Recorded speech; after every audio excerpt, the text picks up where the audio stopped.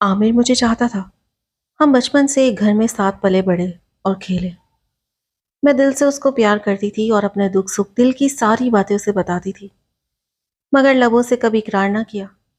وہ بھی جانتا تھا کہ اس کی کتنی چاہت میرے دل میں ہے، مگر اپنی محبت کا اقرار نہیں کرتا تھا، شرارتیں ضرور کرتا، اور میں جواب میں صرف مسکرا دیا کرتی تھی۔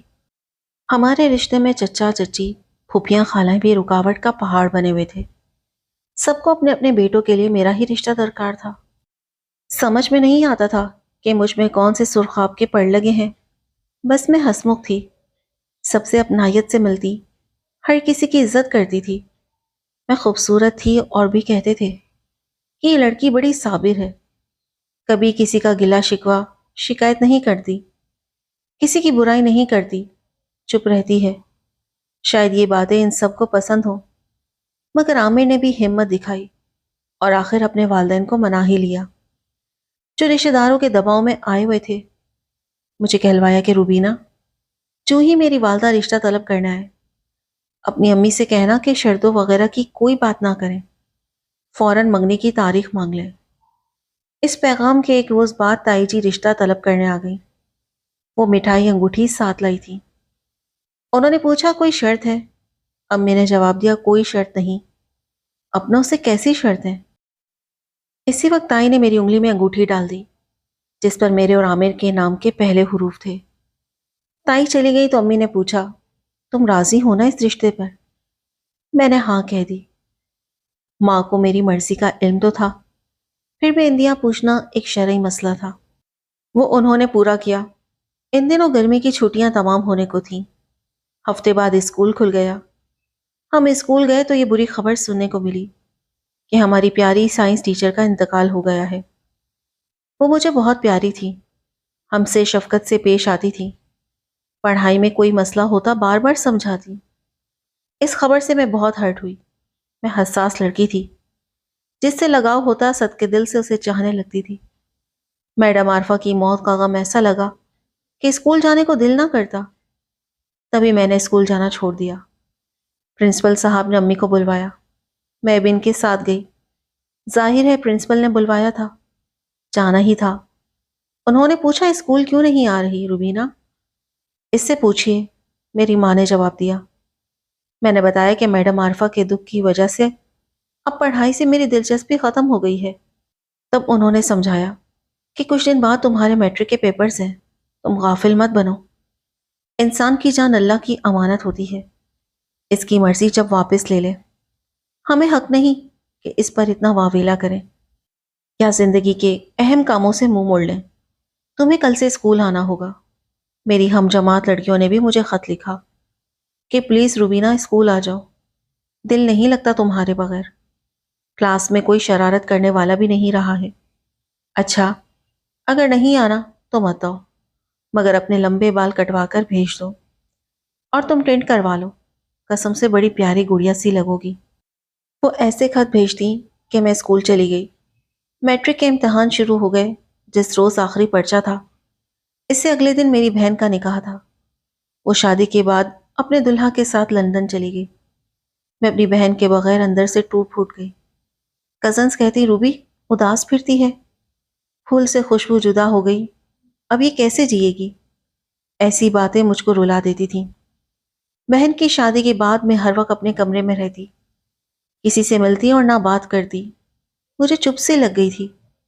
میری بہن جانے سے پہلے میری ڈائری پر یہ تحریر لکھ کر گئی تھی کہ ہم دونوں جڑواں ہیں، ہم نے ایک ساتھ جنم لیا اور اب جدا ہو گئی۔ تم صرف میرے ساتھ زیادہ ہنستی بولتی تھی، مذاق کرتی تھی، ہم سب کو ہنسوں کی جوڑی کہہ کر بلاتے تھے۔ دیکھو اب میں تم سے ہزاروں میل دور دوسرے ملک جا رہی ہوں، شاید اسے تقدیر کہتے ہیں۔ میں تم کو کہا کرتی تھی نا کہ زندگی میں ایک ایسا موڑ آئے گا کہ تم بالکل سنجیدہ ہو جاؤ گی، مذاق اور ہر وقت دانت نکالنا بھول جاؤ گی۔ ایسا موڑ کبھی نہیں آئے گا ثانیہ۔ یہ میں نے آگے لکھ کر ڈائریز کے سامان میں ڈال دی تھی۔ اب لیکن میں سمجھ گئی تھی کہ یہی وہ موڑ ہے، شاید میں واقعی سنجیدہ ہو گئی تھی۔ اماں اور بہنوں نے بہت سمجھایا کہ روبی ثانیہ ملک چھوڑ کر گئی ہے، دنیا تو نہیں، خود کو سنبھالو، اس قدر حساس ہونا اچھا نہیں ہوتا، یہ خود کو سزا دینا ہوتا ہے۔ ناحق سزا، مگر اپنی فطرت، اپنا مزاج بدلنا ہر انسان کے بس کی بات نہیں ہوتی۔ سال بعد بھائی بھی ملک چھوڑ کر چلا گیا۔ وہاں اس نے شادی کر لی۔ گھر میں امی ابا رہ گئے تھے۔ میں ہر وقت امی کو تنگ کرتی رہتی۔ میں نے ثانیہ کے بعد خود کو سنبھالا اور اپنی ماں کو دوست بنا لیا۔ ثانیہ کے بعد میں نے گھر کا کام کرنا چھوڑ دیا، بلکہ امی پر روب جما دی۔ امی جی، میرا یہ کام کر دیں، جلدی سے کر دیں۔ اور وہ بیچاری دوڑ دوڑ کر کام کرتی۔ پہلے عامر بھی فون پر بات کر لیتا تھا، پھر میرے ناصر بھائی نے اس کے ساتھ لڑائی کروا دی۔ وہ مجھے کچھ کہتے اور اسے کچھ، یوں غلط فہمیاں بڑھتی گئیں۔ عامر اب میری باتوں کا مذاق اڑاتا اور ہنستا، کیونکہ میں کم سن تھی، نادان تھی اور حساس بھی۔ ہم اس طرح لڑ پڑتے تھے۔ فون پر ہی بات ہوتی، وہ مجھے کبھی نہیں کہتا کہ مجھ سے ملو، حالانکہ میرا منگیتر تھا، مگر اچھا لڑکا تھا۔ بزرگوں کی نظروں میں میری عزت قائم رکھنے کی خاطر احتیاط کا دامن ہاتھ سے نہیں جانے دیا۔ عامر کے کچھ رشتہ دار بھی ہماری منگنی سے جلتے تھے، بس انہوں نے ہم دونوں کے درمیان غلط فہمیاں بڑھا کر یہ رشتہ ختم کر دیا۔ مگر میرا نادان دل پھر بھی اس حقیقت کو نہیں مانتا تھا کہ ہماری منگنی ختم ہو گئی ہے۔ میرا دل یہی کہتا تھا کہ ایک دن عامر ضرور میری طرف پلٹ کر آئے گا۔ میں انتظار کرتی رہی، مگر وہ نہ پلٹا۔ تو میں نے ایک دن خود اس کو فون کیا، معافی مانگی۔ اس نے مجھے بتایا کہ اس کی منگنی ہو گئی ہے پھپھو کی بیٹی کے ساتھ۔ یہ سن کر بہت حیرت ہوئی۔ میں اس کے بعد عجیب سی کیفیت میں رہنے لگی۔ ایک انجانا سا خوف ہر وقت مجھ پر طاری رہنے لگا۔ یوں لگتا جیسے کوئی مجھ سے میری زندگی چھین لے گا۔ میں نفسیاتی مریض بن گئی۔ اپنی جڑواں بہن سے پیار کیا، وہ چلی گئی۔ میڈم عارفہ سے پیار کیا، وہ چلی گئی۔ پھر عامر کا سہارا لیا، جو میری زندگی بن چکا تھا۔ وہ بھی ساتھ چھوڑ کر کسی اور کا ہو گیا۔ لوگ کہتے ہیں کہ یہ کوئی انوکھی بات نہیں ہے، منگنیاں ٹوٹ جاتی ہیں، اس پر کوئی مر تو نہیں جاتا، مگر میں بہت پاگل تھی۔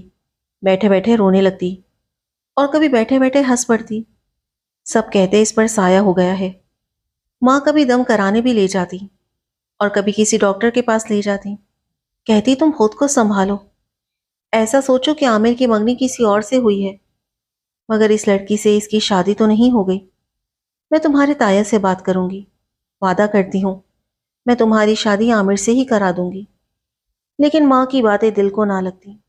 جانے مجھے کیا ہو گیا تھا، جب دل میں زیادہ خوف اور بے چینی محسوس ہوتی تو خود ہی تایا کو فون ملا دیتی اور ان سے بے تکی باتیں کرنے لگتی۔ کبھی عامر کے بھائی اور کبھی اس کے دوستوں کو فون کرتی۔ اس طرح میں نے خود اپنی ذات کو رسوا کیا، ذلت سمیٹی، مگر عامر پھر بھی مجھے نہ ملا۔ میری ان حرکتوں کی وجہ سے وہ اور بھی مجھ سے دور ہو گیا۔ وہ یہ نہ سمجھ سکا کہ میں اس کی جدائی میں خود کو کھو چکی تھی، نارمل نہیں رہی تھی۔ اس سے منگنی ٹوٹنے کے صدمے نے مجھے ایک ایب نارمل اور نفسیاتی مریض بنا دیا تھا۔ میری حالت دیکھ کر امی خود بیمار پڑ گئی۔ جب ان کی طبیعت بگڑنے لگی تو مجھے ایک جھٹکا سا لگا۔ احساس ہوا کہ مجھے خود کو سنبھالنا ہوگا۔ ایک ہی ہستی تھی جس نے ہمیشہ مجھے سینے سے لگایا، میری تکلیف میں میرے ساتھ رہی، اور میں اسے بھی اپنے دکھوں سے بوجھل کر رہی ہوں۔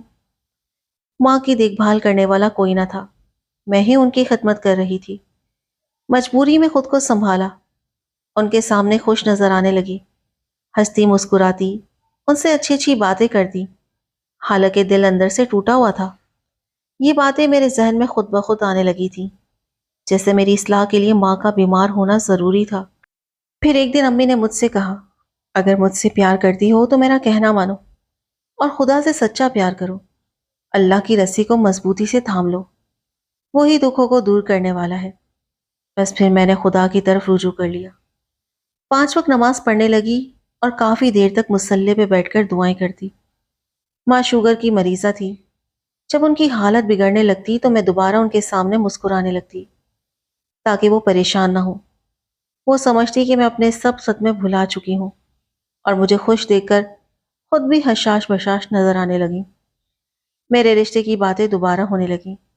مجھے تو اب شادی کے نام سے نفرت ہو چکی تھی۔ میں ہمیشہ کے لیے اپنی ماں کے پاس رہنا چاہتی تھی۔ میں نے ہر رشتے سے انکار کر دیا اور ماں سے قسم لی کہ تم میری شادی کی بات کبھی نہیں کرو گی۔ ماں مجھے بے حس و بے حال دیکھ کر مجبور ہو کر کہتی کہ نہیں کروں گی تمہیں مجبور۔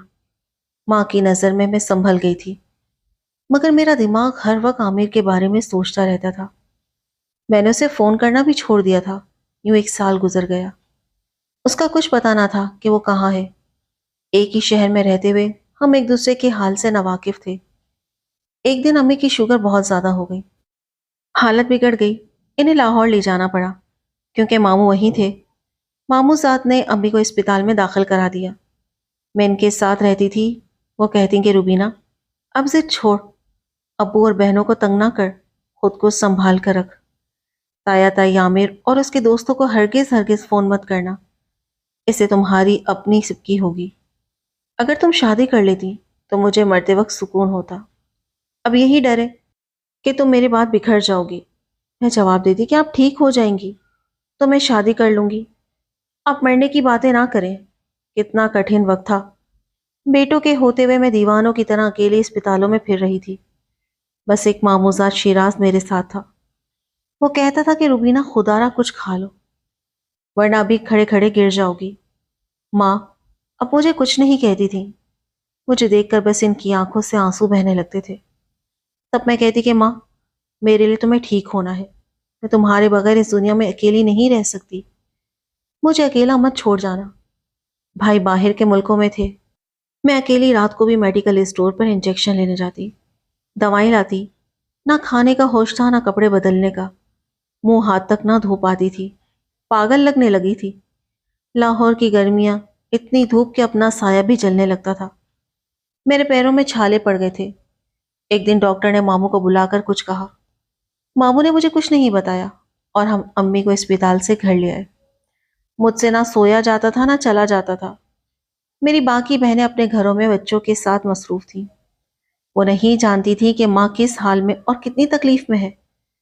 ماں کی تکلیف سے میرا حال برا تھا۔ دن رات دل تڑپتا رہتا تھا۔ آخر کار ماں نے ہمت ہار دی، مجھے پاس بلا کر کہا کہ اپنا خیال رکھنا، اب مجھے کلمہ پڑھاؤ۔ میں نے کلمہ پڑھایا، انہوں نے آخری سانس لی۔ میں نے کہا کہ ماں مجھے چھوڑ کر نہ جاؤ، مگر وہ مجھے چھوڑ کر اپنے خالق کے پاس چلی گئی۔ لندن سے ثانیہ کا فون آیا، بولی کہ روبینہ مجھے ماں دو۔ بھائی نے امریکہ سے فون کیا کہ روبی مجھے ماں چاہیے، ماں کو مٹی کے نیچے مت دفناؤ، ہمارا انتظار کرنا۔ میرا دل چیخ رہا تھا مگر آنسو نہیں نکل رہے تھے۔ میں کہہ رہی تھی کہ ثانیہ بھیا اب کیا فائدہ، ماں جا چکی ہے، منو مٹی تلے چھپنے، اب مت آؤ، تم نے ماں کو کھو دیا ہے۔ مجھے نیند کے انجیکشن لگائے جا رہے تھے۔ میں سو رہی تھی مگر پھر بھی پل پل کی خبر تھی کہ کیا ہو رہا ہے۔ اب ماں کو نہلا رہے ہیں، اب کفن پہنا دیا گیا ہے، اب لے جا رہے ہیں۔ غنودگی میں بھی میرے حواس جاگ رہے تھے اور میں سوتے ہوئے بھی سب کچھ دیکھ اور سن رہی تھی۔ کچھ دنوں میں عزیز رشتہ دار سب اپنے گھروں کو چلے گئے۔ میں، ابو، ماموں، ممانی اور شیراز گھر میں رہ گئے۔ میری حالت دیکھ کر ماموں اور ابو نے میری منگنی شیراز سے کر دی۔ ایک ماہ بعد امی کی مجھ سے تعزیت کے لیے عامر کا فون آیا۔ اس کی آواز سن کر میں چیخ اٹھی اور رونے لگی، جیسے مجھے اس آواز کو سننے کا انتظار تھا۔ اس ایک فون کے بعد جانے مجھے کیا ہوا کہ میں نے اپنی منگنی توڑ دی۔ شیراز سے کہہ دیا کہ زبردستی شادی کر کے مجھے اور خود کو برباد مت کرنا، حالانکہ میری شادی کی تاریخ رکھی جا چکی تھی۔ ابو جان تو سخت ناراض ہوئے، ماموں اور ممانی بھی صدمے میں تھے۔ کوئی مجھ سے بات نہیں کرتا تھا، میں بالکل تنہا ہو گئی۔ میرا اعتماد ختم ہو گیا، کسی رشتے پر یقین نہیں رہا۔ سبھی نے میری خوشیوں کو جلایا اور میرے اعتماد کی دھجی دھجی کر ڈالی تھی۔ میرے غرور کی راکھ اڑائی۔ مجھے پھر چپ لگ گئی، کسی سے بات نہ کرتی، ابو سے بھی نہیں۔ بہن بھائی کے فون آتے میں فون بند کر دیتی۔ امی کے بعد ہر رشتے میرے لیے بے معنی ہو گئے۔ امی نے کہا تھا کہ میرے بعد تو رل جائے گی، اور واقعی میں رل گئی۔ ایک دن عامر نے فون کیا اور کہا روبی میری شادی ہے، پلیز مجھے معاف کر دینا، میں مجبور ہوں، تم سے پیار ضرور کرتا ہوں مگر ماں بیمار ہے اور میں نہیں چاہتا کہ ان کو کچھ ہو جائے۔ ان کی خوشی میری خوشی ہے، تم خود کو سنبھالنا۔ میں مزید سن نہ سکی کہ مجھ میں تاب نہ تھی۔ میری ماں بھی تو اسی غم میں مر گئی تھی، میں نے اتنے زخم کھائے تھے اور زخم کھانے کی تاب نہ تھی۔ اور پرانے زخموں کو پھر جھیلنے کی تکلیف تو اور زیادہ ہوتی ہے۔